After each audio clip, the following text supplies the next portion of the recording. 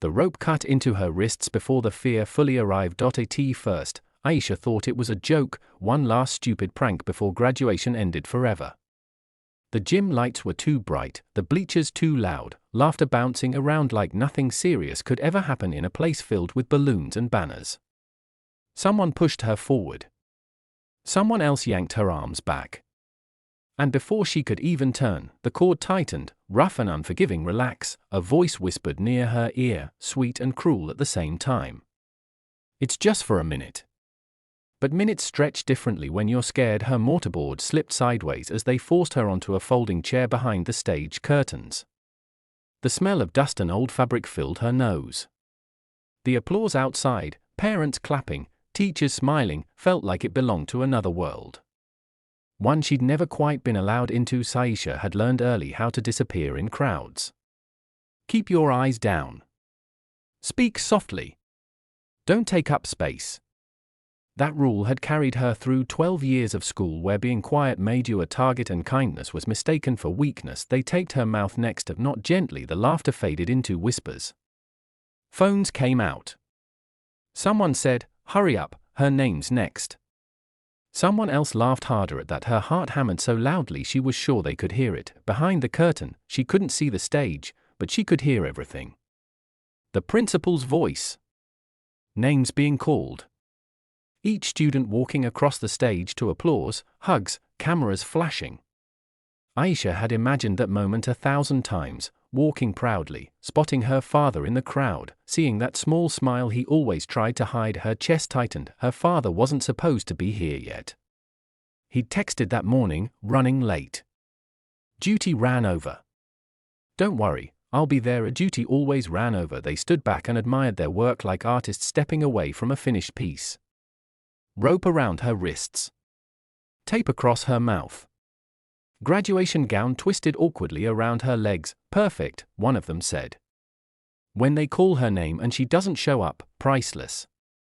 Aisha squeezed her eyes shut. She refused to cry. She'd promised herself that years ago, on a playground where laughter followed her tears like sharks following blood. The name before hers was called. Applause rose and fell, then Aisha Rahman. The principal waited. Murmurs spread through the audience. A few seconds passed.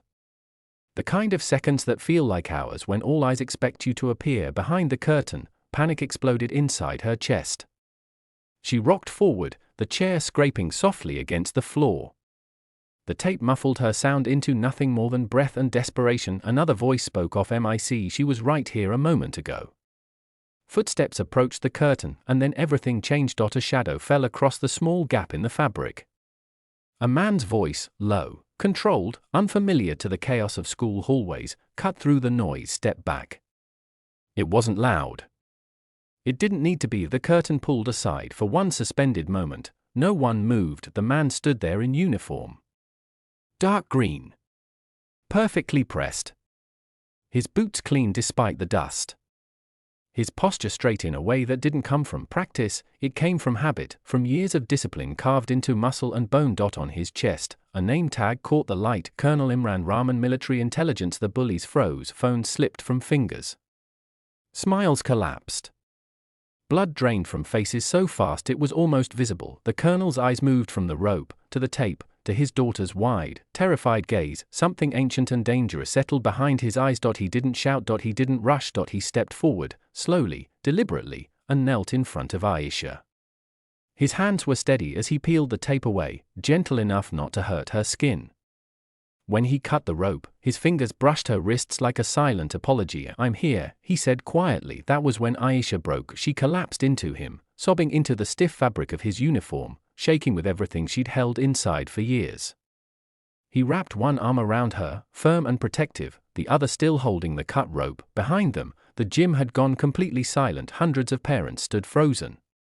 Teachers stared.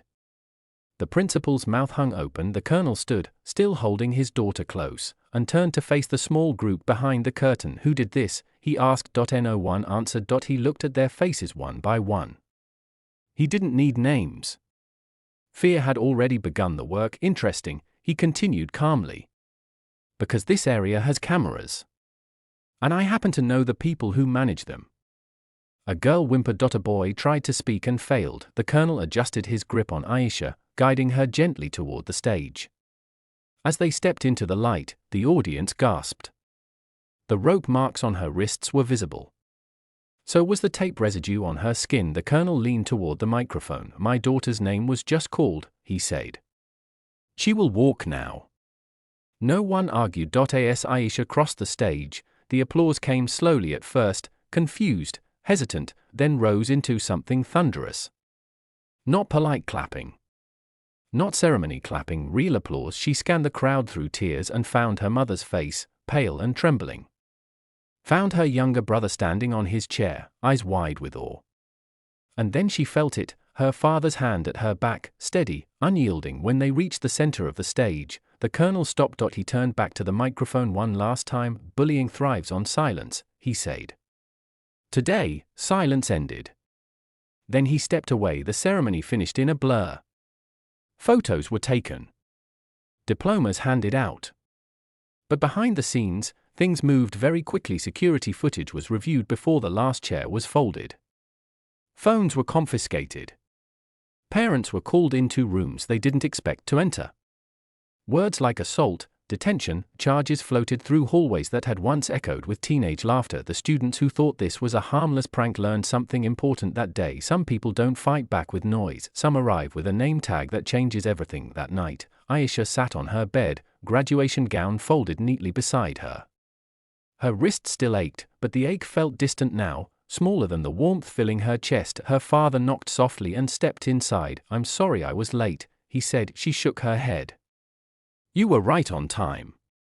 For the first time, she didn't feel small, and somewhere, deep inside, the quiet girl finally understood something the bullies never had. Silence is not weakness sometimes, it's the calm before power walks in and shuts the whole room down.